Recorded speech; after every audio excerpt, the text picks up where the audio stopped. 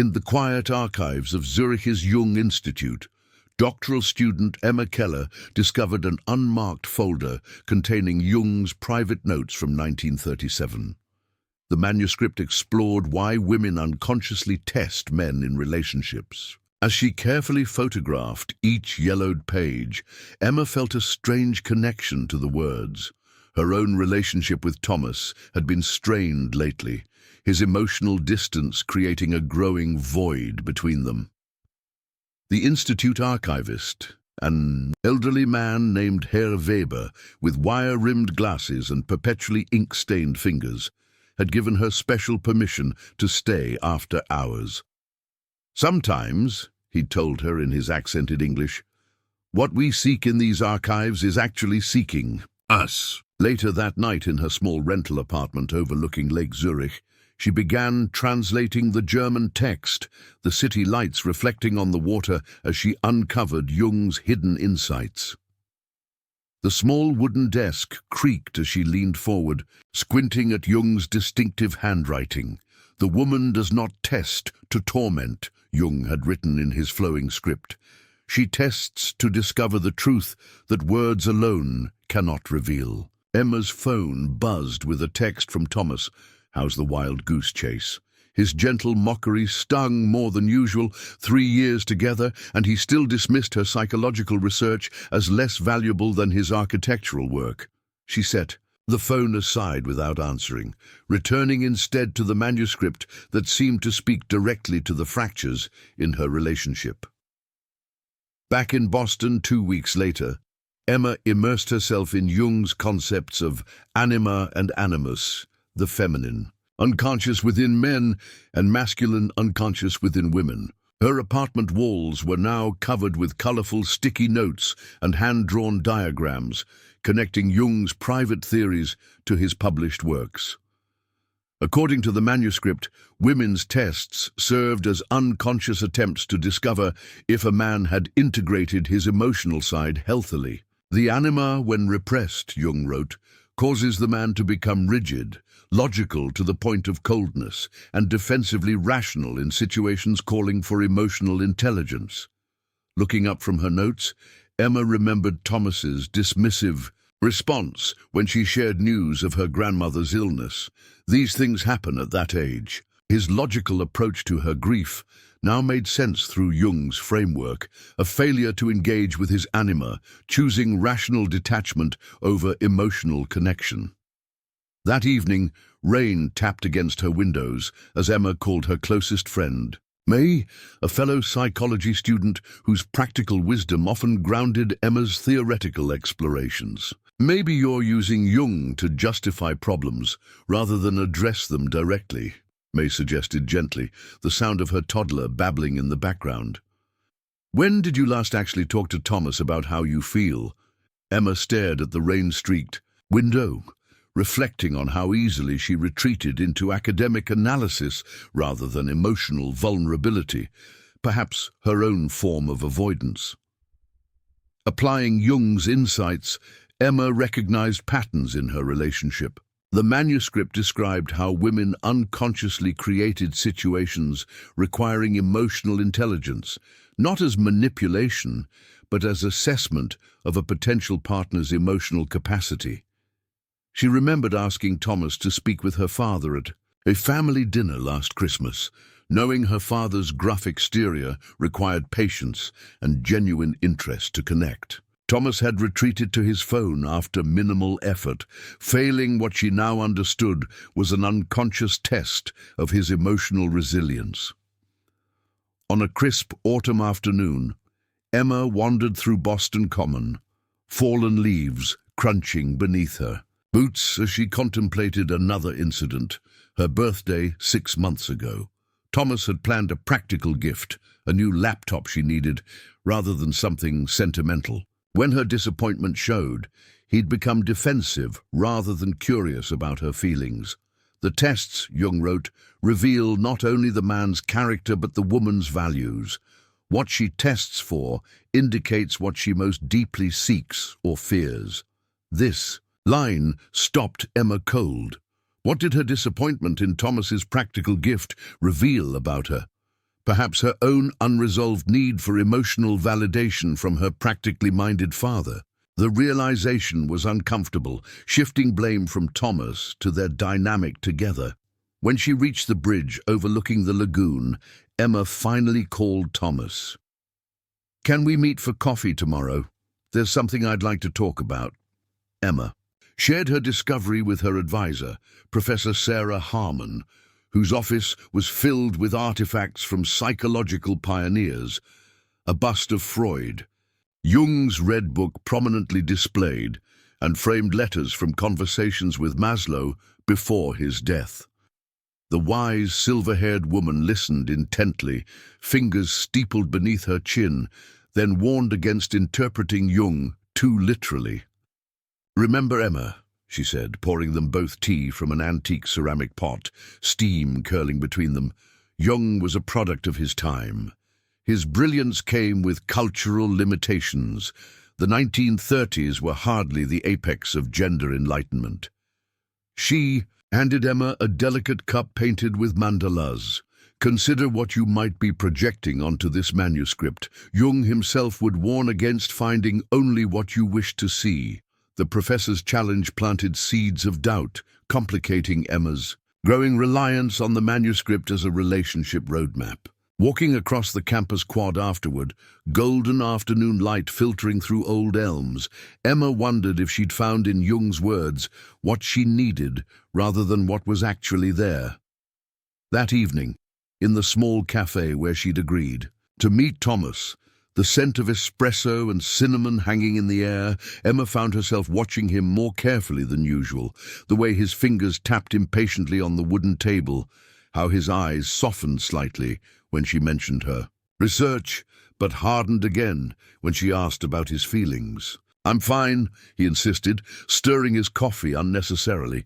"Work is stressful, that's all. Not everything needs deep analysis, Em." In that moment, she recognized the pattern Jung described. Thomas's retreat from emotional vulnerability, but also her own pattern of seeking problems to analyze rather than simply being present. The manuscript delved into Jung's concept of the shadow, aspects of ourselves we reject or hide.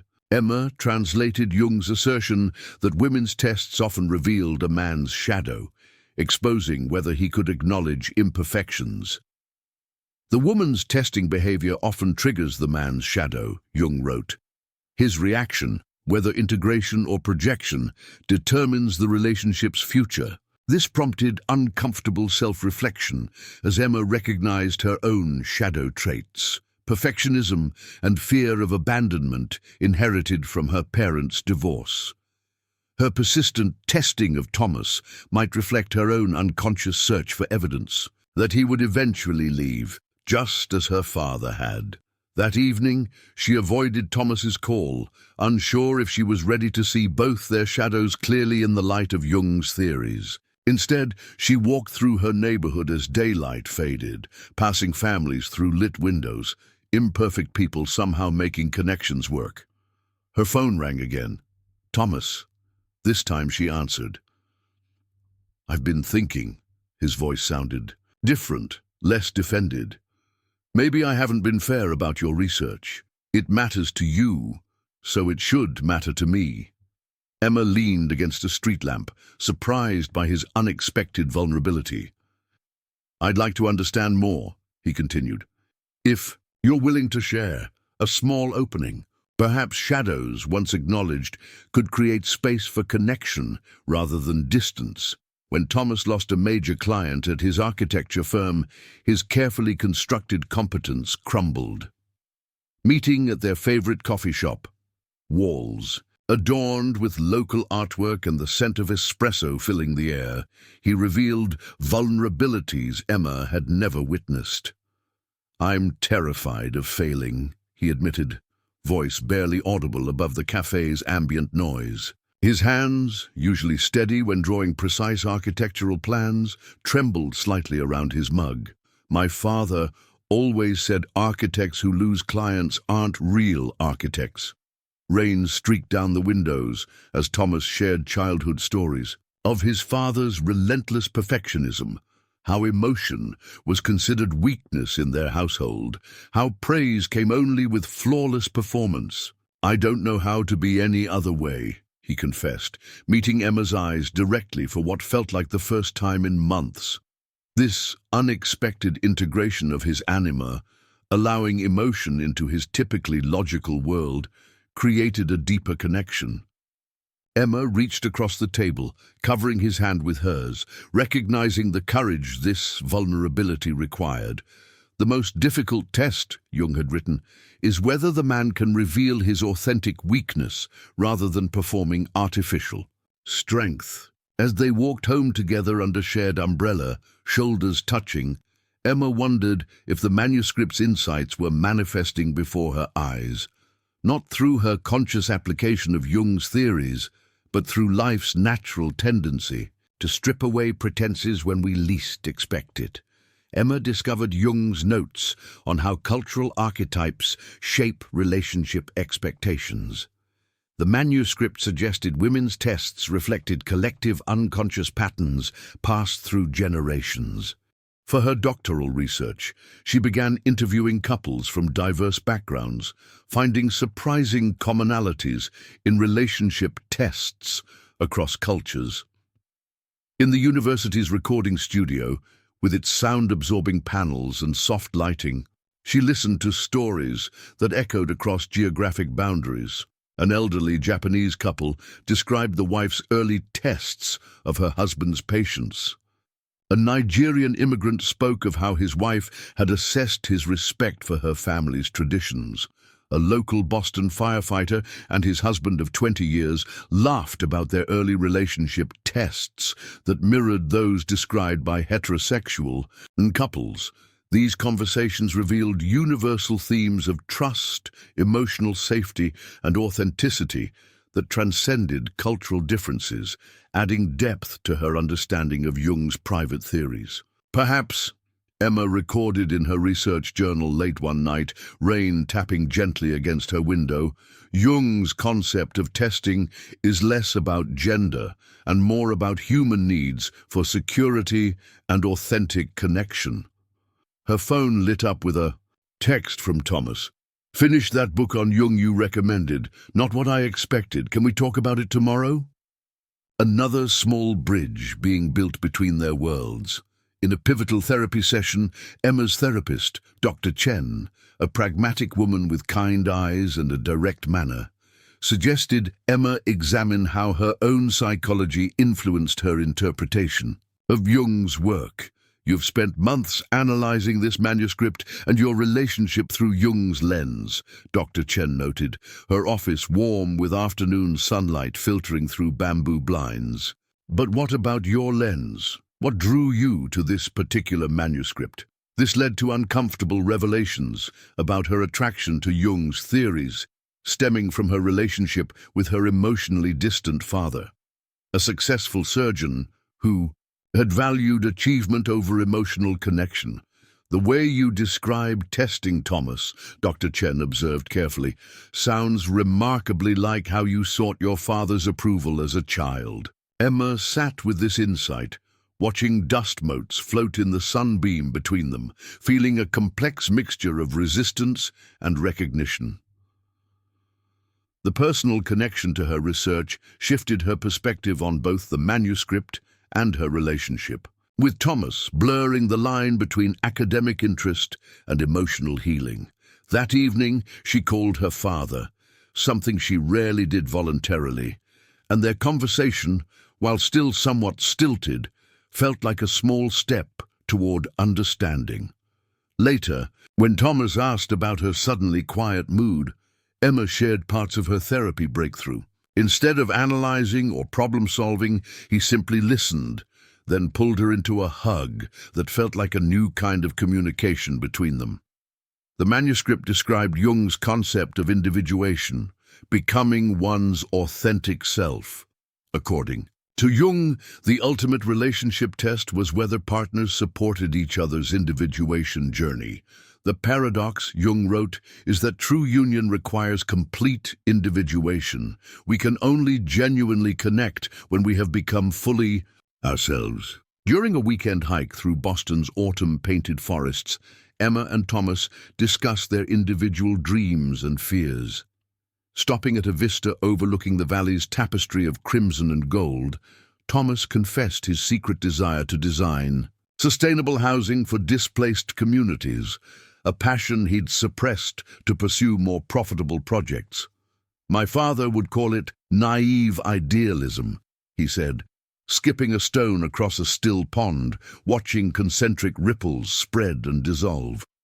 Emma shared her fear that academic success might never fill the emotional void she'd carried since childhood. "Sometimes I wonder if my entire career choice is an elaborate attempt to understand my own family." Their conversation, set against the backdrop of nature's transformation, prompted Emma to question whether they were helping or hindering each other's growth toward authenticity. As they descended the trail in comfortable silence, occasional fingers brushing against each other's, something felt different, not resolved, but more honest. Emma presented her findings on Jung's unpublished work at a psychology symposium. The wood-paneled auditorium fell silent as she explained how tests might better be understood as unconscious assessments of compatibility rather than manipulative behaviors. Jung's private notes suggest these tests serve an evolutionary and psychological purpose, she explained, her voice growing confident as she pointed to her data visualizations. They reveal whether a potential partner can provide emotional safety and understanding during future crises. Afterward, during the reception in the university's glass-walled atrium with its view of the Charles River, she met Maria Jung, Carl's granddaughter, a keen-eyed woman in her 70s who had traveled from Switzerland for the symposium. "My grandfather evolved in his thinking about gender throughout his life," Maria shared, sipping white wine as evening descended over the river. "His later journals show much more nuance than his early work. He came to see these dynamics as human patterns, not merely feminine or masculine behaviors." This personal connection to Jung's legacy added both credibility and complexity to Emma's research. That night, walking home along the lamplit riverside path, Emma called Thomas with excitement about the day's events. "That's amazing, Em," he said, and she could hear the genuine pride in his voice. "Should we celebrate this weekend? I have an idea for something special." For once, she simply enjoyed the moment rather than analyzing his response for hidden meanings. Thomas faced an ethical dilemma at work when asked to compromise design safety for profit on a major commercial project. This forced him to confront darker aspects of his ambition and people-pleasing tendencies, shadow elements he'd previously denied. In their apartment, city lights twinkling through the windows, he paced as he described the situation to Emma. "Part of me wants to just go along with it," he admitted. "Make the client happy, get the promotion. Isn't that terrible?" Rather than judging or immediately offering solutions, Emma created space for him to explore this shadow side. "It's human," she said simply. "What does the other part of you want?" Using Jung's framework, she helped Thomas recognize these shadow elements without judgment. Their evening conversations deepened their connection through shared psychological exploration, moving beyond surface compatibility to something more profound. When Thomas ultimately decided to stand his ground with his firm, presenting alternative designs that maintained safety without compromising aesthetics, Emma recognized this as integration rather than repression of his shadow, acknowledging his ambition while honoring his values. "The embraced shadow becomes a source of strength," Jung had written. "The denied shadow becomes the saboteur." Watching Thomas navigate this challenge with new self-awareness, Emma began to see Jung's theories animated in real life, not as academic concepts, but as living psychological processes. Emma realized what Jung described as tests might better be understood as unconscious attempts to assess authenticity. The manuscript's later pages revealed Jung's evolution towards seeing these patterns as natural compatibility assessments rather than gender-specific behaviors.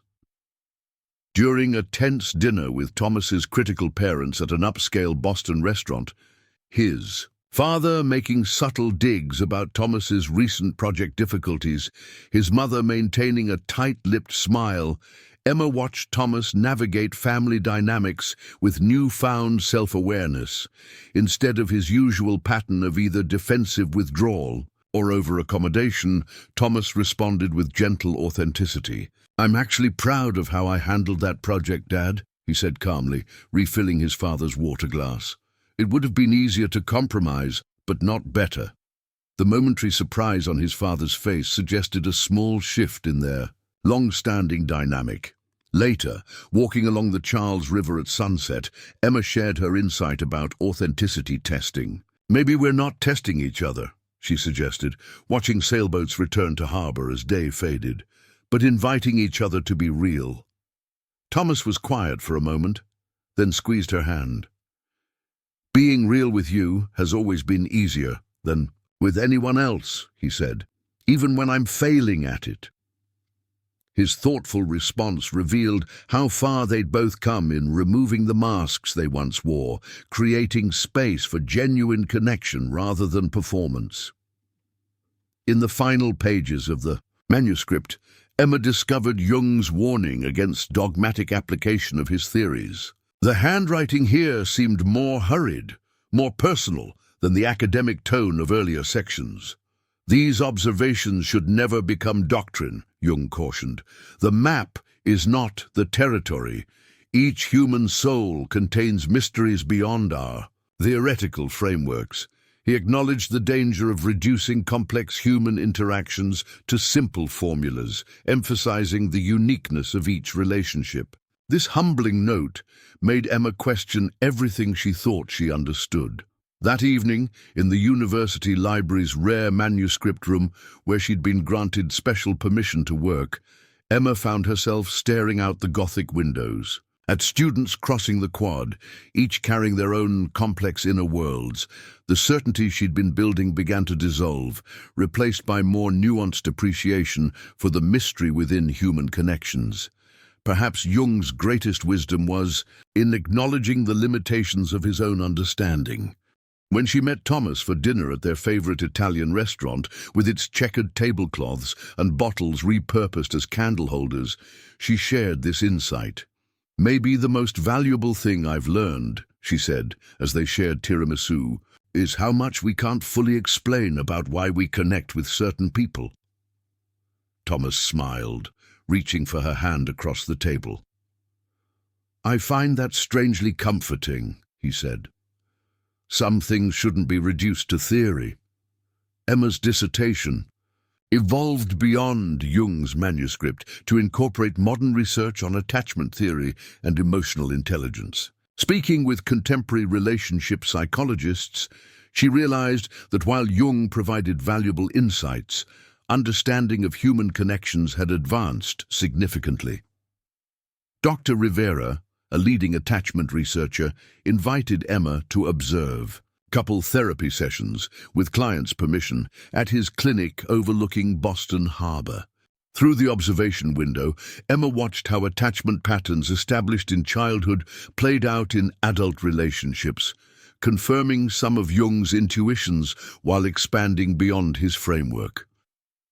"Jung gave us profound metaphors, Dr. Rivera told her during a break, ocean breeze coming through his open office window.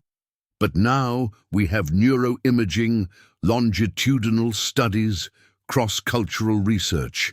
We can see the mechanisms behind what he intuited."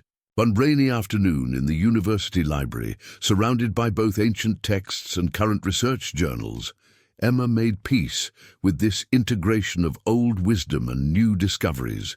She realized that clinging to Jung's manuscript as definitive would contradict Jung's own emphasis on continued psychological evolution.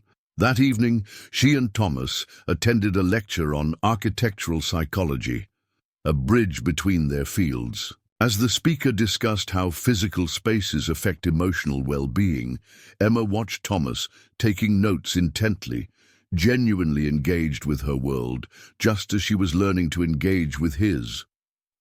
Emma completed her dissertation, presenting a synthesis of Jungian concepts and contemporary psychology. Her work suggested that tests in relationships weren't manipulative strategies, but unconscious attempts to determine compatibility and emotional capacity. At her defense, in the same wood-paneled room where she'd first presented her findings months earlier, Professor Harmon smiled with pride as Emma articulated a framework that honored Jung's insights while acknowledging their limitations, a scholarly journey that paralleled her personal growth. The manuscript led me to explore relationship dynamics across theoretical perspectives, Emma explained to the committee. What Jung called testing appears consistently across cultures but manifests uniquely based on individual attachment histories and cultural contexts. Afterward, champagne flutes clinked in the department lounge as colleagues congratulated her. Thomas arrived with flowers, not roses but wildflowers, reflecting her preference for natural beauty over convention, a small detail that demonstrated how truly he'd come to see her. That night, they celebrated at the harbour restaurant where they'd had their first date 3 years earlier. Between courses, Thomas reached across the table, taking her hand. "I have something to tell you," he said, an uncharacteristic nervousness in his expression. "I've been offered a position with an architecture firm focusing on sustainable community development. It's what I've always wanted, but the catch is, it's in Zurich." Emma's breath caught. Memories of Lake Zurich's shimmering surface and the manuscript that had changed everything flooding back. "Zurich?" Thomas nodded. "I haven't accepted yet. We should decide together what makes sense." The conversation that followed wasn't about testing each other, but about authentic sharing of hopes and fears, exactly the integration Jung had described. In his final pages, on the anniversary of finding the manuscript, Emma and Thomas visited Zurich together. Standing by Lake Zurich, where her journey began, morning mist rising from the water and distant Alps outlined against the sky, they reflected on their year of transformation. Thomas had accepted the Zurich position, and Emma had arranged a research fellowship at the Jung Institute, returning to where the manuscript had first found her. Their apartment near the old town, with its narrow streets and historic buildings, felt both new and strangely familiar. "Understanding the psychology doesn't solve everything," Thomas acknowledged, skipping a stone across the lake's surface. "But it gives us a language for what we're experiencing," Emma agreed, watching ripples spread from where the stone had touched the water. "The tests never really stop," she said. "But now they feel less like tests and more like opportunities to know each other better." She realized the true value lay not in passing arbitrary assessments, but in continuing to grow together, allowing each other the space for individuation while maintaining connection. As they watched the sunset paint the water gold, Emma understood that Jung hadn't exposed women's testing behavior as manipulation, but illuminated it as part of the complex dance between conscious and unconscious forces that shapes human connections across generations. When they returned, the manuscript to the Institute archives the following day, Emma felt she was returning more than borrowed pages. She was acknowledging that theories, however brilliant, were just beginning points for the living laboratory of human relationships. "Thank you for bringing this back," Herr Weber said, now familiar with Emma as a fellow researcher rather than a visitor. "Did you find what you were looking for?" Emma exchanged a glance with Thomas, who waited by the archive door. "Something better," she replied. "I found what I wasn't looking for but needed to discover." Outside, snow began to fall on the ancient city, new pages waiting to be written.